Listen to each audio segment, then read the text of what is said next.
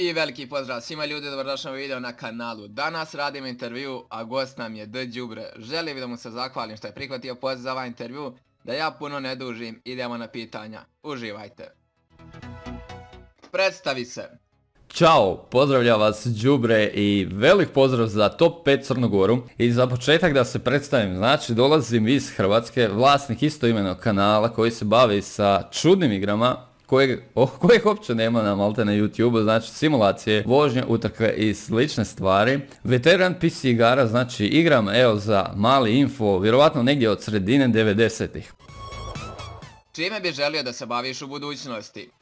Sad, čime bi se želio da se baviš u budućnosti? Znači ima jedna dobra ideja koju Nestle radi, a to je privatizacija vode i kisika. I mislim da je bila super stvar u budućnosti da probam napraviti kompaniju i gdje bi naplaćivao svima zrak i vodu. Sad ne znam koliko će mi to uspjeti, ali to mi je jedna od stvari trenutačno u glavi.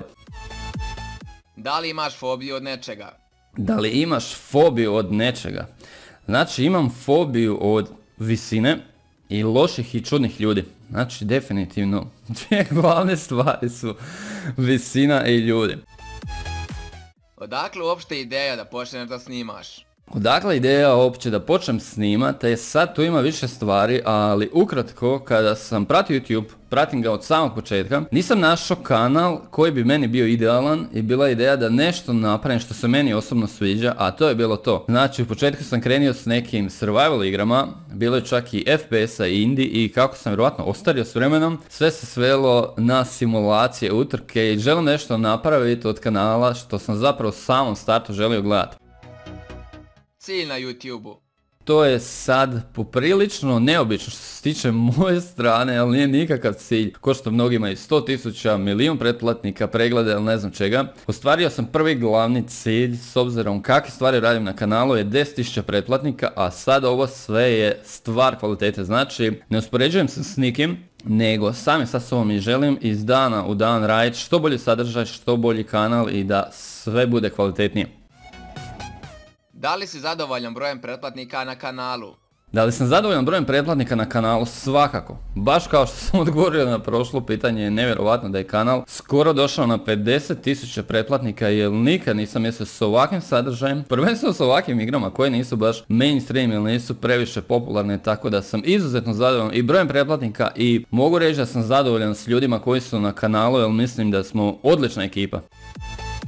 Po tebi, najbolja igrica u 2017. godini? Najbolja igra u 2017. godine, vjerovatno ste pitali krivog čovjeka za to, jer nikad ne mogu izvojiti jednu igru i recimo ne vjerujem ni u recenzije, ni u ocjene. Ima mnoge igre koje bi sad mogao nabrojati, ali ovaj intervju bi onda trajao sigurno pola sata, ali kao što mnogi znaju koji možda prati kanal, vjerovatno igra koja je najviše napredovala 2017. je Euro Truck Simulator 2, ali neću sad nabrajati druge stvari jer će ispast da sam neki fanatik. Savjeti za YouTube početnike? Savjeti za YouTube početnike. Ovo sad je poprilično složena stvar, ali prva stvar je osnovna, da se trudite maksimalno i da radite ono što volite. To su znači dvije prve osnovne stvari, bez obzira da li radite nekakav gameplay, ili radite recenzije, ili radite vlogove, ili radite bilo koji sadržaj. I izuzetno važna stvar između je upornost, znači pošto će biti svega i svačega, ko kod mene, bilo je par prestajanja, par pauza i na kraju sam se uvijek vraćao. Znači nekakva upornost, cilj s kvalitetom i isto je mislim poprilično važno da se s nikim ne uspoređujete. Znači radite svoj sadržaj, svoj kanal, ne gledate druge ljude i probate svoj kanal podići na što veću kvalitetu i da bude što zabavniji sadržaj. Šta te čini srećnim u životu? Što me čini srećnim u životu, to je puno stvari. Prva stvar kad ustanem, što me čini sretnim je dobra kava, znači dobar cappuccino, dobra hrana i dobri ljudi, znači to su definitivno neke elementarne i glavne stvari kojima ja težim. I nešto za kraj.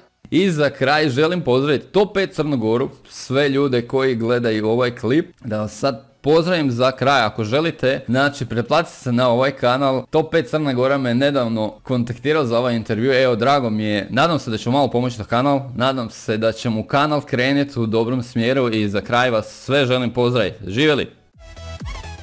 Ok ljudi moji, to je to što se tiče ovoga videa, ja se iskreno nadam da vam se svidio. U deskripciji ćete imati link od Đubreta i obavezno ga postite, snima veoma čudna igrica i stvarno ga je milina gledat. Tako da to je to, uživajte u ostatku dana i pozdrav!